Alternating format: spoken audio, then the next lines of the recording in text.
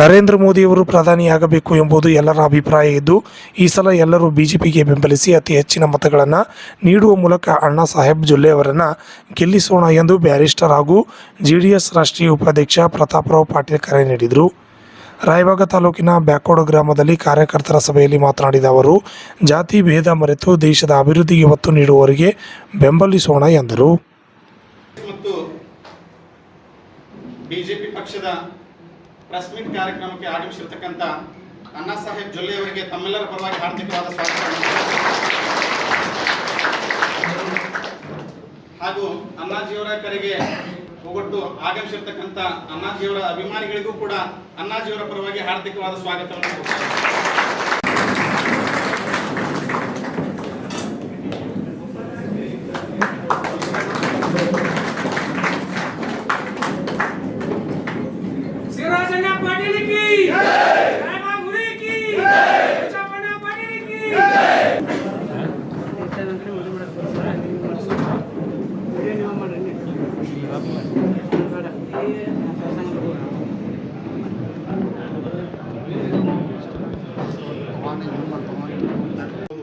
ಕೊಡುವಂಥ ಒಂದು ಕಾರ್ಯಕ್ರಮ ಅದು.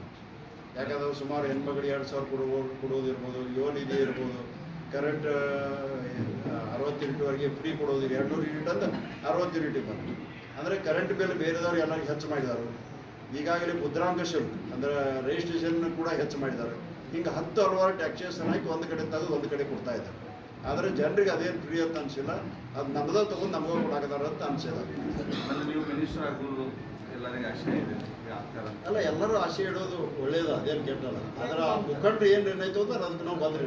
ಯಾಕಂದ್ರೆ ಇಷ್ಟು ಸಂಸದರಲ್ಲಿ ಸ್ವಲ್ಪ ಸದನದಲ್ಲಿ ಮಾತಾಡಿದವ್ರು ನೀವೇ ಅದೇನು ಇದು ಯಾವ ಪ್ರಕಾರ ಕ್ರೈಟೀರಿಯಾ ಅದು ಯಾವ ಪ್ರಕಾರ ಒಂದು ರಾಜ್ಯ ಲೆಕ್ಕಾಚಾರ ಇರ್ತದೆ, ಜಾತಿ ಸಮೀಕರಣ ಇರ್ತದೆ, ಅಥವಾ ಭಾಷಾವಾರ ಸಮೀಕರಣ ಇರ್ತದೆ. ಅಂದ್ರೆ ರಾಷ್ಟ್ರ ಮಟ್ಟದಲ್ಲಿ ಇರ್ತಕ್ಕಂಥ ಇದು ನಾವು ಈಗ ಅದನ್ನು ಮಾತಾಡೋದು ಅಂತ ಅನಿಸೋದಿಲ್ಲ. ಯಾಕಂದ್ರೆ ನಮ್ಮ ಕೇಂದ್ರ ಮಟ್ಟದಲ್ಲಿ ನಮ್ಮ ಹಿರಿಯರು ಅದಲ್ಲ, ಅವರೆಲ್ಲ ನೀವು ಕೂಡ ನಿರ್ಣಯ ತಗೊಂಡು. Thank you sir. ಇವತ್ತು ಚಿಕ್ಕೋಡಿ ಲೋಕಸಭೆಯಲ್ಲಿ ಭಾರತೀಯ ಜನತಾ ಪಕ್ಷದ ಅಭ್ಯರ್ಥಿಯಾಗಿ ನನ್ನನ್ನು ಕೇಂದ್ರ ಮತ್ತು ರಾಜ್ಯ ಮತ್ತು ಜಿಲ್ಲೆಯ ಎಲ್ಲ ಮುಖಂಡರು ಸೇರಿ ಈಗಾಗಲೇ ಅಭ್ಯರ್ಥಿಯನ್ನು ಘೋಷಣೆ ಮಾಡಿದ್ದಾರೆ. ಅದೇ ಪ್ರಕಾರ ನಾಮಿನೇಷನ್ ಫಾರ್ಮ್ ತುಂಬಿ ಸುಮಾರು ದಿವಸಗಳಿಂದ ಪ್ರಚಾರ ಪ್ರಾರಂಭ ಆಗಿದೆ. ಇವತ್ತು ರಾಷ್ಟ್ರೀಯ ಮಟ್ಟದಲ್ಲಿ ಮತ್ತು ರಾಜ್ಯ ಮಟ್ಟದಲ್ಲಿ JDS ಮತ್ತು BJP ಮಿತ್ರ ಪಕ್ಷವಾಗಿ ಇವತ್ತು ಎಲ್ಲ ಕ್ಷೇತ್ರಗಳಲ್ಲಿ ಕೂಡ ಕಣಕ್ಕಿಳಿದಿದ್ದು ತಮಗೆಲ್ಲ ಗೊತ್ತಿದ್ದ ವಿಷಯ ಇದೆ. ಅದರಲ್ಲಿ ಕೂಡ ವಿಶೇಷವಾಗಿ ನಮ್ಮ ಈ ಚಿಕ್ಕೋಡಿ ಲೋಕಸಭಾ ಕ್ಷೇತ್ರದಲ್ಲಿ ನಮ್ಮ ಹಿರಿಯರು ಹಾಗೂ ಜನತಾದಳದ ರಾಷ್ಟ್ರೀಯ ಉಪಾಧ್ಯಕ್ಷರಾದ ಪ್ರತಾಪಣ್ಣ ಪಾಟೀಲರು ಮತ್ತು ಯುವ ಮುಖಂಡರಾದ ಶಿವರಾಜ್ ಪಾಟೀಲರು ಎಲ್ಲರೂ ಸೇರಿ ಈ ಭಾಗದಲ್ಲಿ ತಮ್ಮ ಶಕ್ತಿ ಮೀರಿ ಇವತ್ತು ಭಾರತೀಯ ಜನತಾ ಪಕ್ಷದ ಅಭ್ಯರ್ಥಿಯಾದ ನನಗೆ ಒಂದು ಹೆಚ್ಚಿನ ಒಂದು ಶಕ್ತಿಯನ್ನು ಗೆಲ್ಲಿಸಿಕೊಡಲು ಅವರು ಕೂಡ ಇವತ್ತು ಬೆಂಬಲ, ಅಂದರೆ ಈಗಾಗಲೇ ಬೆಂಬಲ ಇದೆ. ಆದರೆ ಇವತ್ತು ನೇರವಾಗಿ ಇಷ್ಟೊಂದು ಜನರು ಕೂಡಿಸಿ ಬಹುತೇಕ ಉತ್ತರ ಕರ್ನಾಟಕದಲ್ಲಿ JDS ಎಲ್ಲಾದರೂ ತಗೊಂಡಿದ್ರೆ ಇವತ್ತು ನಾವು ಒಂದು ರಾಯಭಾಗದಲ್ಲಿ ಇರ್ಬೋದು ಅಂತ ಅನಿಸ್ತದೆ. ಸಿಕ್ಕಿದ್ದು ನನಗೆ ಅತಿ ಒಂದು ಉತ್ಸಾಹ ಅದ. ಮತ್ತು ಅದೇ ರೀತಿ ಇವತ್ತು ಹೋದ ಸಲ ನನ್ನನ್ನು 1,18,887 ಮತದಲ್ಲಿ ಆರಿಸಿಕೊಟ್ಟಿದ್ರು. ಈ ವರ್ಷ ಈ ಬೆಂಬಲ ನೋಡಿದ್ರೆ ಸುಮಾರು 2 ಲಕ್ಷ ಮೇಲ್ಪಟ್ಟು ಲೀಡ್ ಒಂದು ದಾಟ್ತದ. ಈ ಭಾಗದಲ್ಲಿ ಬ್ಯಾಕ್ವರ್ಡ್ ಹುಲಿ ಅದರ ಪಾಟೀಲ್ ನಾವು ಎಲ್ಲರೂ ಕೇಳಿರ್ತೀವಿ. ಜೊಲ್ಲೆ ಕುಟುಂಬ ಮತ್ತು ಅವ್ರ ಕುಟುಂಬ ಬಹಳ ಒಳ್ಳೆಯವರು, ಬಾಂಧವ್ಯ ಇದೆ. ಯಾವುದೇ ಪಕ್ಷ ಇಲ್ಲದ್ರಿಂದ ಕೂಡ ಕುಟುಂಬ ಬಾಂಧವ್ಯ ಮದುವೆ ಇವತ್ತು ಒಂದಾಗಿ ಒಂದು ಮಾಡುವಂಥ ಯೋಗ ನಮಗೂ ಕೂಡ ಆ ದೇವರು ದಯಪಾಲಿಸಿದಾರ ಅಂತ ನಾನು ಹೇಳ್ತೇನೆ. ಆದ ಕಾರಣ ಈ ಭಾಗದಲ್ಲಿರ್ಬೋದು ಮತ್ತು ಸುಮಾರು ಅವರ ಎಲ್ಲೆಲ್ಲಿ ಅವರಿಗೆ ಕಾಂಟ್ಯಾಕ್ಟ್ ಅದ ಅಲ್ಲಿಯೂ ಕೂಡ ಈ ಒಂದು ಇಡೀ ಒಂದು ಚಿಕ್ಕೋಡಿ ಲೋಕಸಭಾ ಕ್ಷೇತ್ರ 8 ಕ್ಷೇತ್ರದಲ್ಲಿ ಕೂಡ ಅವರ ಅನುಕೂಲ ಭಾಳಷ್ಟು ಆಗ್ತದೆ.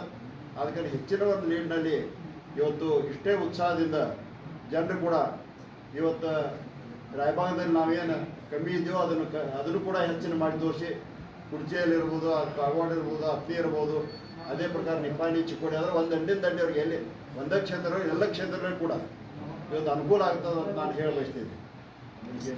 ಸರ್ ರಮೇಶ್ ಕತ್ತಿ ಅವ್ರು ಯಾಕೆ ಪ್ರಚಾರದಲ್ಲಿ ಕಾಣಿಸ್ಕೊಳ್ತಾರೆ? ರಮೇಶ್ ಕತ್ತಿ ಅವ್ರು ಯಾಕೆ ಪ್ರಚಾರದಲ್ಲಿ ಕಾಣಿಸ್ಕೊಳ್ತಾರೆ? ಪ್ರಚಾರಕ್ಕೆ ಆಲ್ರೆಡಿ ಬಂದಿದ್ದವರು ಪ್ರಚಾರ ಮಾಡ್ತಾ ಇದ್ದಾರೆ. ನಿಮ್ಗೆ ಇನ್ನೂ ಕಾನ್ಸೆಪ್ಟ್ ಅಂತದ. ನಾವು 2-3 ಸಲ ನಿನ್ನೆ ಕೂಡ ಅವ್ರ ಹತ್ರ ಇದ್ದೇವೆ, ಊಟಕ್ಕೆ ಅಲ್ಲೇ ಇದ್ದೇವೆ ಎಲ್ಲರೂ. ಈಗಾಗಲೇ ಅವ್ರ ಮಕ್ಕಳಾಗಲಿ ಅವ್ರ ಇವರಾಗಲಿ ಅವರ ಕಾರ್ಯಕರ್ತರ ಅವರ ಮುಖಂಡ ಅವರ ಅಧ್ಯಕ್ಷರ ಎಲ್ಲರೂ ಕೂಡ ಈಗ ಪ್ರಚಾರ ಮಾಡಿದ್ದಾರೆ. ಈಗ ನಾಳೆ ಅಧಿಕಾರ ಗೊತ್ತಂದ್ರೆ JDS ಮಾಡ್ತಾರೆ. ನಾವಿಲ್ಲಿ ಇಲ್ಲಿ ಮಟ್ಟದಲ್ಲಿ ಮಾತಾಡೋದು ನಿರೀಕ್ಷೆನೂ ಇದೆ ಜನಕ್ಕೆ. ಅಲ್ಲ, ನಿರೀಕ್ಷೆ ಅಂತೂ ಸ್ವಾಭಾವಿಕವಾಗಿ ಇರೋದು. ಯಾಕಂದ್ರೆ ಪಕ್ಷದಲ್ಲಿ ಅವರ ಮುಖಂಡರು ಅವರೇ ಇದ್ದಾರೆ ಅಂದ್ಕೊಳ್ಳಿ ಸ್ವಾಭಾವಿಕವಾಗಿದೆ. ಸ್ಟಾರ್ ಪ್ರಚಾರಕರು ಈ ಸಲ ಕಮ್ಮಿ ಇದ್ದಾರೆ.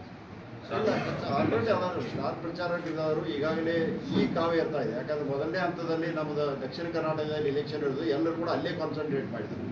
14 ವಿಧಾನಸಭಾ ಕ್ಷೇತ್ರದಲ್ಲಿ ಇವತ್ತು 26ನೇ ತಾರೀಕು ಚುನಾವಣೆ ನಡೆಯೋದು. ಅದನ್ನು ಮುಗಿಸಿದ ನಂತರ ಇಲ್ಲಿ ಎಲ್ಲರೂ ಈ ಕಡೆ ಬರ್ತಾರೆ ಸ್ಟಾರ್ ಪ್ರಚಾರ.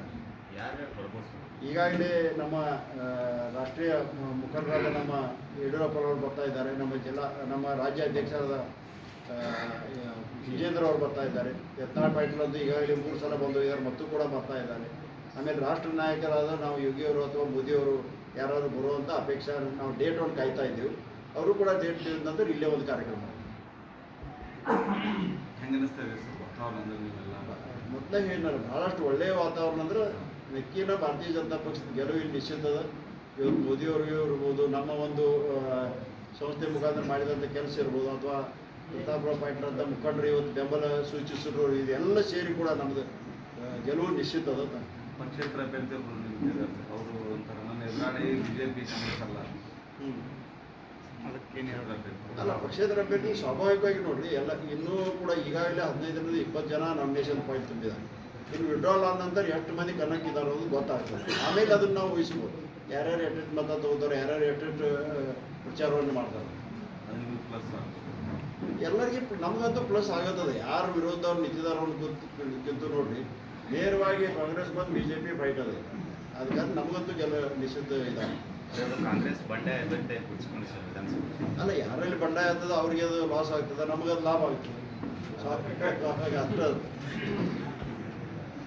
ಸರಿ, ಸಲ ಮೋದಿ ಅಲೆ ಇಲ್ಲ, ಸಿದ್ದರಾಮಯ್ಯ ಅಲೆ 100 ಸ್ಪೀಡ್ನಲ್ಲಿ ವೇಗವಾಗಿದೆ ಅಂತ ಒಬ್ಬ ಸಚಿವರು ಹೇಳ್ತಾರೆ. ಇದ್ರ ಬಗ್ಗೆ ಏನು ಹೇಳ್ತಾರೆ? ಅಲ್ಲ, ಮೋದಿಯವರ ಅಲೆ ಅಂತೂ ಇದ್ದೇ ಇದೆ, ಸಿದ್ದರಾಮಯ್ಯ ಅಲೆ ಅಂತೂ ಏನೂ ಇಲ್ಲೇ ಇಲ್ಲ. ಯಾಕಂದ್ರೆ ಈಗಾಗಲೇ ಗ್ಯಾರಂಟಿ ಅಂತ ಆರಿಸಿ ಬರ್ತಾರೋ ಅವ್ರನ್ನ ಕೇಳ್ಕೊತ ನಿಮ್ಗೆ ಅದನ್ನು ಗೊತ್ತೈತೆ, ಅವ್ರು ಬರ್ತಾರೆ. ಇನ್ನು ಲೀಡ್ ಎಷ್ಟಾತ ಅವ್ರನ್ನ ಕೇಳೋದಕ್ಕೆ ನೀವು ಅಂದಾಜು ಲೀಡ್ ಅವ್ರಿಗೆ ನಂದೊಂದು ಅಪೇಕ್ಷೆ ಐತಿ, ನಂದೊಂದು ಗಣಿತ ಐತಿ, ಒಂದು 2 ಲಕ್ಷ ತನಕ ಲೀಡ್ ಹೋಗ್ಬೋದು. ಮತ್ತೆ ಮಂದಿ ಹಾಕಾಕತ್ತ ಹಿಂಗೆ ತಿಳ್ಕೊ. ಅವ್ರು ಮಾಡ್ತಾರೋ, ಅವರ ಏನೋ ಮಾಡಿ ಜಾದು ಮಾಡಿದಾರೋ, ಏನು ಹೇಳ್ಕೊತ ಮಂದಿನೇ ಇಂಟ್ರೆಸ್ಟ್ ತೊಗೊಳ್ಳೋದು. ಆಲ್ ಇಂಡಿಯಾಗೆ ಆಗ್ಬಿಟ್ಟಂತೆ ತಿಳ್ಕೊ. ದೇವೇಗೌಡರು ಒಂದು ಮಾತಂದ್ರು, ನಾ ಇನ್ಕ ನಿಮಗೆ ಹೇಳಿ ಅವ್ರು ಏನಂದ್ರು, ಅದನ್ನು ನನಗದು ಸುಪ್ರೀಂ ಕೋರ್ಟ್ ಜಜ್ಮೆಂಟ್. ಮೋದಿ ಸಾಹೇಬ್ರು ನಾವು 3ನೇ ಸಾರಿ ಪ್ರೈಮ್ ಮಿನಿಸ್ಟರ್ ಆಗಾಗ ತಡ್ಸೋಕ್ಕೆ ಯಾರಿಗೂ ಸಾಧ್ಯ ಇಲ್ಲ, ಮೋದಿ ಪ್ರೈಮ್ ಮಿನಿಸ್ಟರ್ ಆಗವ್ರು. ಮತ್ತೊಂದು ನೀವು ಪ್ರಶ್ನೆ ಕೇಳ್ರಿ, ನೀವು ಆರ್ಟ್ಸ್ ಬರ್ತೀರಿ, ನಮ್ಗೆ ಗೊತ್ತೈತಿ. 2 ಲಕ್ಷ ತನಕ ಹೋಗ್ಬೋದು. 5 ಸರಕ್ಕೆ 1 ಲಕ್ಷ ಮೇಲೆ ಒಂದು 20,000 ತನಕ ಆರ್ಟ್ಸ್ ಬಂತು. ಈ ಸರಿಗೆ 2 ಲಕ್ಷ ತನಕ ಹೋಗ್ಬೋದು. ಓಕೆ, ಹೋದ್ರೆ ನೀವು ಮಂತ್ರಿ ಆಗ್ತೀರಲ್ಲ, ನಮಗೇನು ಉಪಯೋಗ? ನೀವು ಆರ್ಟ್ಸ್ ಹೋದ್ರೆ ನಮಗೇನು ಉಪಯೋಗ? ನೀವು ಕೇಳೋ ಟೆಂಡೆನ್ಸಿ ಕಾಣ್ತಾನೆ. ಪೈಲೆ ಅವ್ರ ಆರ್ಟ್ಸ್ ಬರಲಿ, ನಮ್ಮ ಕಡೆದು ಏನು ಸಾಧ್ಯತೆ ಅವ್ರನ್ನ ಮಂತ್ರಿ ಮಾಡೋಕ್ಕೆ ಪ್ರಯತ್ನ ಮಾಡಿ. 4 ತಾಲೂಕದಾಗ ಭಾಳ ಕೆಲಸ ಪೆಂಡಿಂಗ್ ಬಿದ್ದವು. ಈಗ ಮಾತಾಡಬೇಡ, ಬೋರ ಕೆನಾಲ್, ಈಗ 60 ವರ್ಷ ಹಿಂದೇನು ಕೆನಾಲ್ಗಳು ಹಾಕಿದ್ದು, ಅದನ್ನು ಸ್ವಚ್ಛ ಇದು ಮಾಡಿ ಕಲ್ಲ ಗಂಟಿ ಬಿದ್ದ ಕೆನಾಲ್ಗಳು ಮುಚ್ಚಾಕತ್ತಾವ.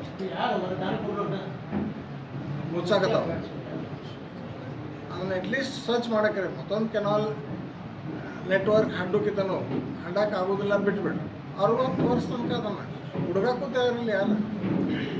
ಏನು ನಮಗೆ ಬೇಕು? ರೈತರು ಬೋರ್ವೆಲ್ ಮುಗಿಸ್ತಾವೆ, ಲೋನ್ ಕಮ್ಮಿ ಆಗೈತೆ, ಲೋನ್ ಕಮ್ಮಿ ಮಾಡ್ತೀವಿ ಅಂತ ಹೇಳ್ತೀವಿ. 31 ತನಕ ಟೈಮ್ ಕೊಟ್ಟರು ಇನ್ನೊಂದು ಜರ ಟೈಮ್ ಎಕ್ಸ್ಟೆನ್ಷನ್ ಮಾಡಿರಿ. ಸಣ್ಣ ತೆಗೆದು ರೈತರದ್ದು ಏನಾಗ್ತದೆ ಅದನ್ನು ಮಾಡಕ್ಕೆ ಬಂದು ನೀವು ನಾವು ಹೇಳೋದ ಅವ್ರು ಹೋಗೋದ ದಿಲ್ಲಿಗೆ ಹೋಗಿ ಯಾರಿಗಾರು ಭೇಟಿ ಆಗೋದ, ಒಂದು ಲೆಟ್ರ್ ಕೊಡೋದ, ತಿರುಗಿ ಬರೋದ, ಮುಂದಿನ ಸರಿ ಬಾ ಅಂತ ಇವ್ರು ಸ್ವತಃ ಮಂತ್ರಿ ಅದರ ಪಾಡಿನ ಇವ್ರು ಆಗ್ತಿದ್ರೆ ಮತ್ತೊಬ್ರು ಯಾರು ಅವ್ರು ತಮ್ಮದಾಗ ಮಾಡ್ಕೊತಾರೆ. ಕುಮಾರಸ್ವಾಮಿ ಆಗ್ತಾ ಇರೋದು ನಾನು ಮುಂದ್ಗಲಿದ್ದ ಕುಮಾರಸ್ವಾಮಿ ಆದ್ರೆ ಚಲೋ ಆತಲ್ಲ, ನಮ್ಮ ಪಾರ್ಟಿಗೆ ಏನಾರ ಒಂದು ಸ್ವಲ್ಪ ಹೆಲ್ಪ್ ಆಗ್ತದೆ. ಅದ್ರ ಕೂಡ ಇವ್ರನ್ನೂ ಪ್ರಯತ್ನ ಮಾಡ್ತಾನೋ, ನನಗೆ ಎಷ್ಟು ಸಾಧ್ಯತೆ ಅವ್ರನ್ನ ಮಂತ್ರಿ ಮಾಡೋಕ್ಕೆ ನಾ ಪ್ರಯತ್ನ ಮಾಡ್ತೀನಿ.